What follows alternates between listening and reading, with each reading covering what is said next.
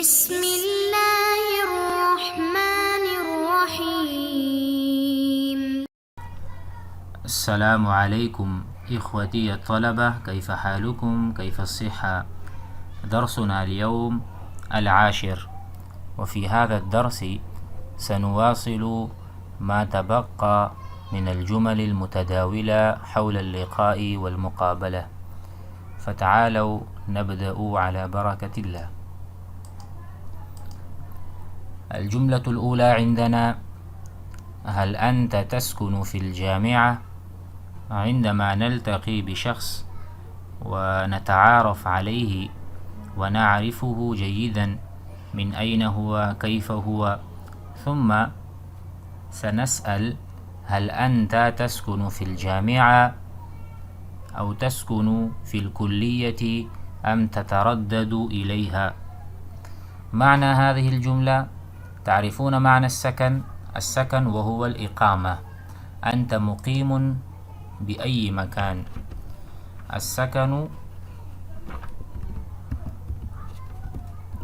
السكن بمعنى الإقامة. أنا مقيم بهذه الجامعة.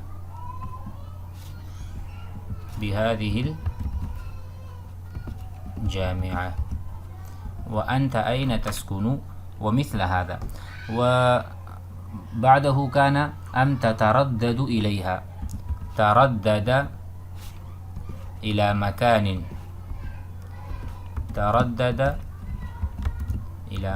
معناه اختلف إليه. معناه الذهاب والإياب، عدم الإقامة وعدم السكن. عدم الإقامة أي بالجامعة أو بذلك. فهو سأل: هل أنت تسكن في الجامعة أو الكلية أم تتردد إليها، أي تأتي إليها ثم ترجع إلى البيت؟ ما هو عملك؟ فقال: أسكن في الجامعة. أنا مقيم بالجامعة وأتردد إليها. إما أن نقول أتردد إليها أي أختلف إليها، لأن بيتي يجاورها. بيتي مجاور. جاور يجاور مجاورة. هذا معنى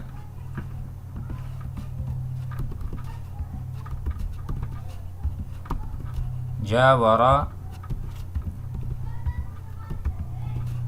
يجاور مجاورة. طيب، مثلا هو يسكن بجوار المدرسة. الجوار وهو القرب. طيب، القرب من مكان. أنا قريب من المدرسة فأنا جاره. طيب، هذا نأتي بجملة جديدة نستعمل معنى الجار. مثلا هذا نستطيع أن نقول هنا: هذا صديقي وهو جاري. ما معنى؟ ये मेरा दोस्त है और ये मेरा पड़ोसी है। الجار معناه पड़ोसी، ومنه جاور يجاور مجاورة. ففي هذه الجملة لأن بيتي، أنا لماذا أسكن في الجامعة ولماذا أتردد إلى الجامعة؟ لأن بيتي يجاورها أي قريب منها، لذلك لست مقيما في الجامعة. ثم سؤال: كم إقليما في بلدك؟ إقليم جمعه أقاليم، وإقليم معناه بالأردية सूबा. आपके मुल्क में कितने सूबे हैं? कम इक़लीमन फ़ी बलदिक। फ़अल-जवाब फ़ी बलदी 5 अक़ालीम, 5 सूबे हैं। सिंध بلوشستان، سرحد، بنجاب وجلجت. هذه 5 أقاليم في بلدي. هل تسكن في بيت شخصي؟ بيت شخصي معناه بيت تملكه، أنت مالكه. هل أنت مالك بيتك؟ اشتريت البيت وأنت تسكن فيه. هل لك بيت شخصي في هذه المدينة؟ أو أنت في بيت مستأجر. بيت مستأجر أي بيت أخذته بالأجرة. مستأجر ما معنى؟ مثلا استأجر الرجل البيت، أخذه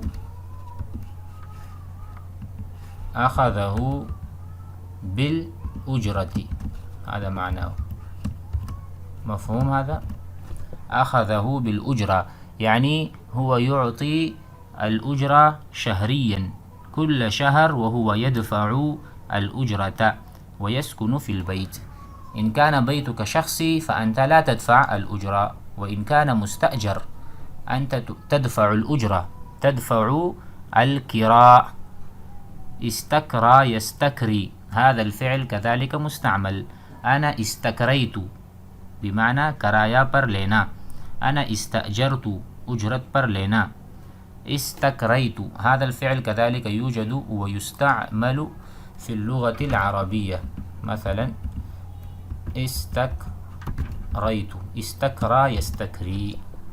فهمنا؟ نتقدم.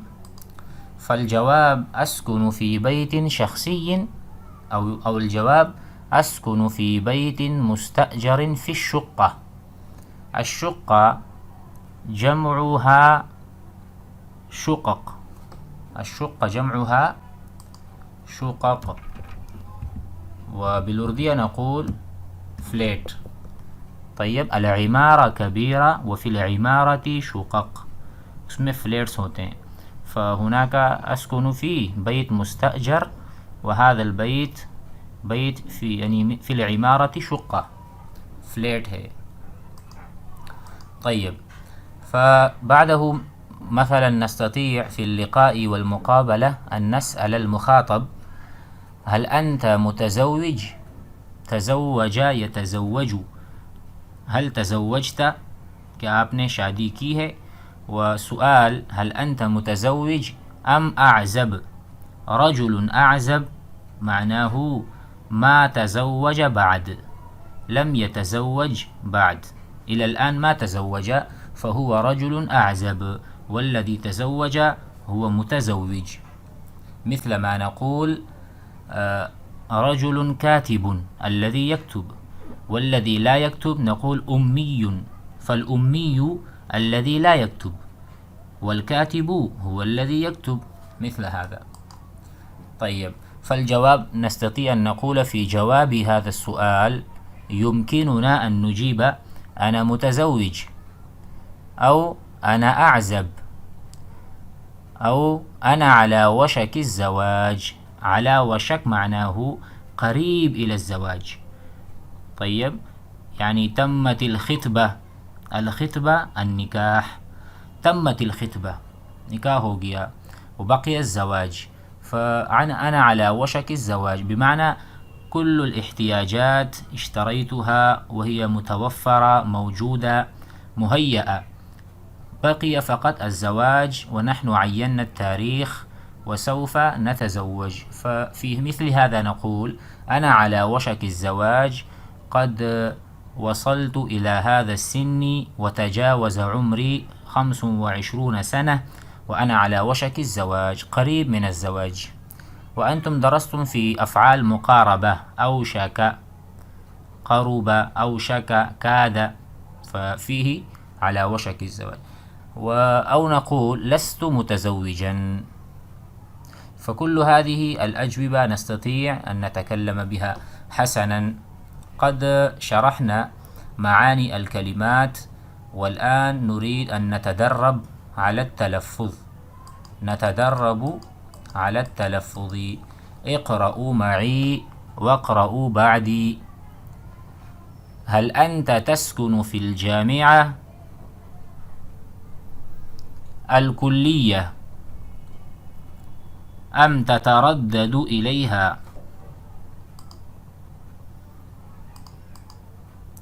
أسكن في الجامعة، أتردد إليها لأن بيتي يجاورها. يجاورها أي يجاور الجامعة. يقاربها، قارب يقارب، جاور يجاور. كم إقليما في بلدك؟ في بلدي 5 أقاليم: السند والبلوشستان والسرحد وبنجاب وجلجت. هل تسكن في بيت شخصي أو في بيت مستأجر؟ أسكن في بيت شخصي. أسكن في بيت مستأجر في الشقة. هل أنت متزوج أم أعزب؟ أنا متزوج. أنا أعزب. أنا على وشك الزواج. لست متزوجا. هذا الدرس يكفي اليوم. علينا أن نراجع الدروس السابقة ونستمع إليها ونكتب الألفاظ الجديدة والكلمات الجديدة في الكراسة، ثم نناقش ونتكلم مع إخواننا وإخوتنا. طيب، ولتكن عندنا بيئة اللغة العربية فعالة إن شاء الله. سوف نتعلم اللغة العربية. والسلام عليكم.